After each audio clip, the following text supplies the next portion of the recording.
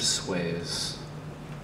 It is the third commonness with light and air, a curriculum, a vigor, a local abstraction. Call it, once more, a river, an unnamed flowing, space-filled, reflecting the seasons, the folklore of each of the senses. Call it, again and again, the river that flows nowhere, like a sea. Thank you. I also want to thank the National Book Foundation and Leslie Shipman in particular, and the Center for Book Arts for hosting us. And I too, in a amazing but maybe not amazing mind meld, chose a poem by Wallace Stevens to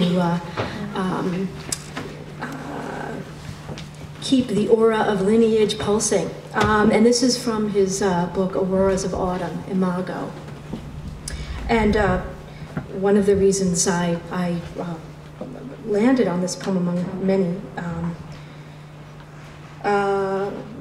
was its own meditation on an earth that is our place, but is not, but is actually quite indifferent to us. So the heavy rock of our place. Imago, who can pick up the weight of Britain? Who can move the German load or say to the French, here is France again? Imago, imago, imago. It is nothing, no great thing, nor man of 10 brilliancies of battered gold and fortunate stone. It moves its parade of motions in the mind and heart, a gorgeous fortitude. Medium man in February hears the imagination's hymns and sees its images, its motions and multitude of motions, and feels the imagination's mercies in a season more than sun and south wind, something returning from a deeper quarter, a glacier running through delirium, making this heavy rock a place which is not of our lives composed. Lightly and lightly, O my land, move lightly through the air again. So I'd like to move from the air of Wallace Stevens to the wind of William Wordsworth in the next poem, called Terran Life. And among its possible obscurities is the acronym IED, Improvised Explosive Device. Terran Life, an excursion beginning with a line of William Wordsworth. When we had given our bodies to the wind, we found bones in the earth and not in the sky. We found arrowheads in the earth and not in the sky, though they'd flown through the air before grounding. The era of common sense is over, and finished too the flourishing of horoscopes. Hey traveler, what chart to sign your way? What iPhone app? All the birthdays have immolated themselves in a far pyre, and no one knows where they were born. Earth gods always come after sky gods. If you could choose a secret power, would it be flight? A wish more often expressed than the desire for invisibility. A mythology reflects its region, wrote Wallace Stevens, and Montale sang the sea, the lemon trees and pines, the Ligurian breeze salting his lines, and a lightly placed step on a Greek mountain is the goat song of tragedy. Jehovah rarely shows his face, for we would die of it. Die as surely as those who look to the sky in the bombing raid, the underground tunnels a sudden refuge.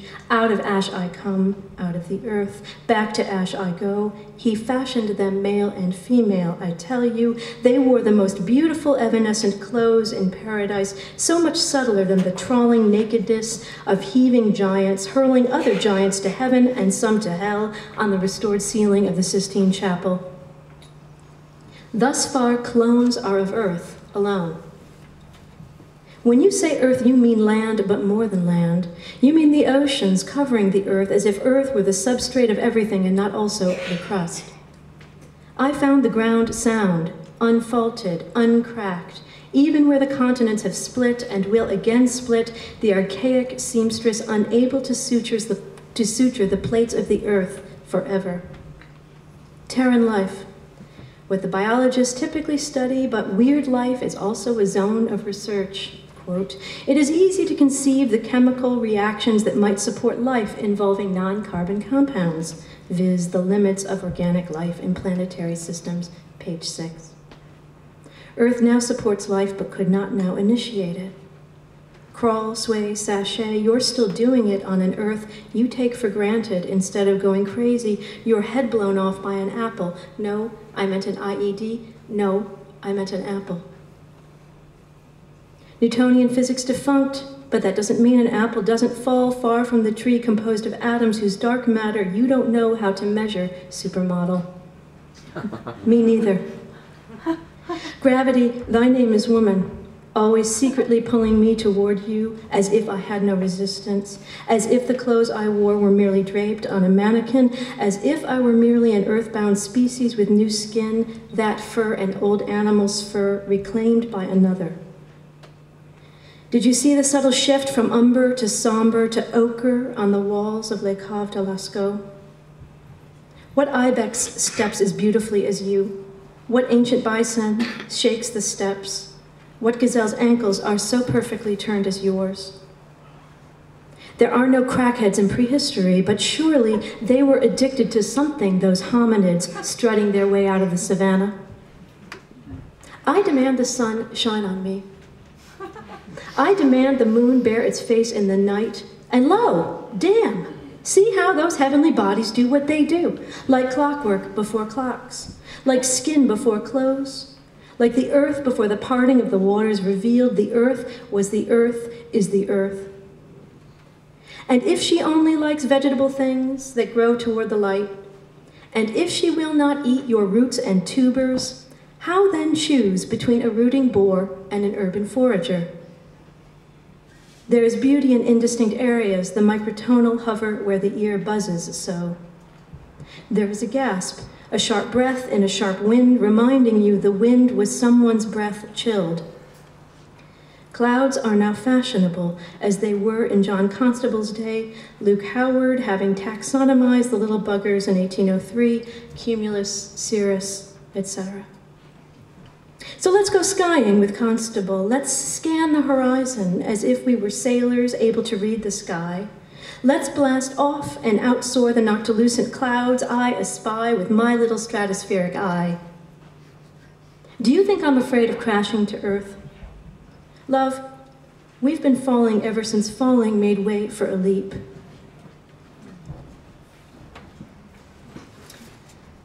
And then just two short poems to close. One, That Man, part of an ongoing engagement with Sappho's fragments. That man. That man over there, looking sidelong as you sidelong smile, I do not think he's a god, or frankly that great. But it's true, he's glowing under your eyes and obliterating the sun that moments ago was shining on this bench where we sit across from him now, flaring terrible. As I think of your many rendezvous, I desire death. And I almost shove back in my throat the call to the Perseids, calling them down now to shower him dead in their shower. Friendly poems. And to close, every day a shiny, bright, new day. It's good not to drink. It's good not to piss in the sink, and it's good not to think. The clarion ring of a glass clinking with ice, good to hear it fade into a past you can't sing. Your dumb blues is over. Admit it was always borrowed. You paid no dues, you did no time but the time spent sodden. What you thought, I think. Your higher power's drunk. God's the biggest alky in the sky. The clouds are whiskey sours passing by.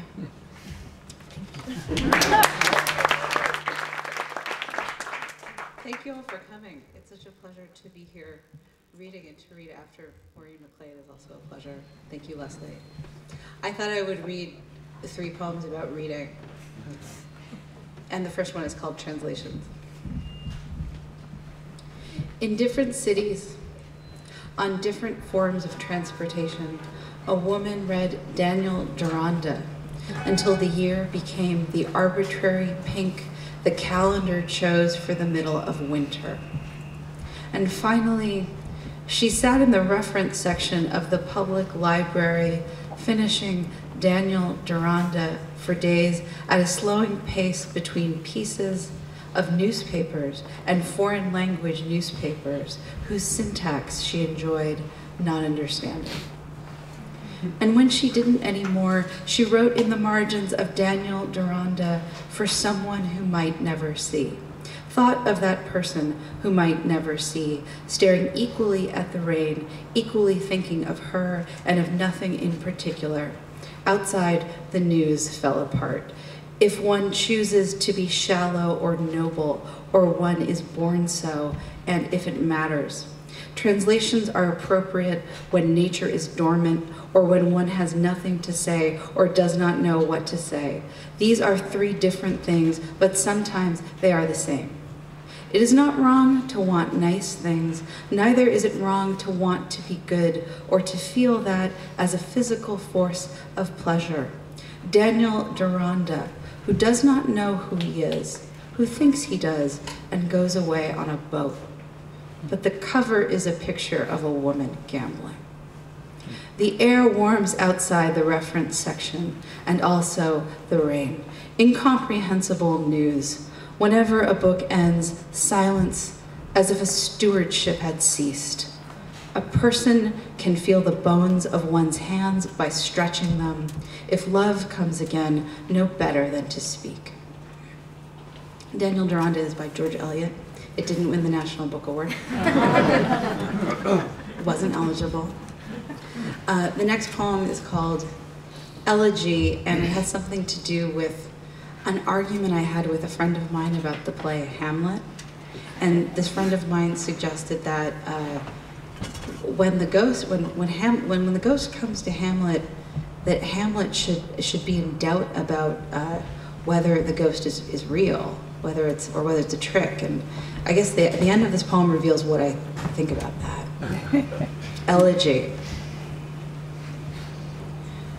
At the border between winter and spring, at the house I am living in, outside the window, in the bedroom, closest to the bed, a branch I thought of as near dead comes into a cascade of flowers the color of champagne. For weeks, I couldn't think of the right figure from myth. I rejected the seeds of the pomegranate. I rejected the mirror, rejected going in drag towards the laurel and calling it mine. I wanted a woman who grabs. I bought a camera and began to save the sound of the wind through fences, to layer it over water running the course of an icy creek in the desert, but I couldn't keep the scent of sage rising with the rain across a rock covered with lichen. All winter, that dark arm scratched my window, paying no attention to my appetite for sleep. I could have ripped it right out. Something kept me from that. Judgment is preferable to faithfulness. A pair of handcuffs better than a ring. The mistake other people make, I won't. Because the rules have changed, there is nothing beautiful to obey. For 300 years, an island lost the ability to make pottery on a wheel. They looted ruins that had been houses once, but they knew they had been houses. I refused the pomegranate. I took back the mirror, but I took from the pomegranate its difficulty, its bitter extraction. From the mirror, I took its appetite for change. The laurel had been my address. I changed it. I can't say that I'll stay up all night waiting for the ghost, but I will promise something more difficult. If she asks, I will do